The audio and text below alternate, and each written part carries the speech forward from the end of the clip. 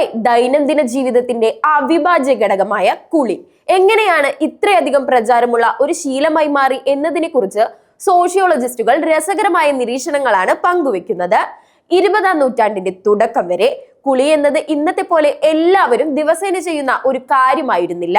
എന്നാൽ വ്യവസായ വിപ്ലവത്തിന് പിന്നാലെ സോപ്പ് കമ്പനികൾ നടത്തിയ വിപണന തന്ത്രങ്ങളാണ് കുളിയെ ഒരു പരിഷ്കാരമായി സമൂഹത്തിൽ പ്രതിഷ്ഠിച്ചത്. 20-ാം നൂറ്റാണ്ടിന്റെ ആദ്യ പകുതിയിൽ കുളിയെ കേവലം അഴുക്ക് കളയാനുള്ള ഒരു മാർഗമായും സമയം ലാഭിക്കാവുന്ന പ്രവൃത്തിയുമായാണ് പരസ്യങ്ങൾ അവതരിപ്പിച്ചത്.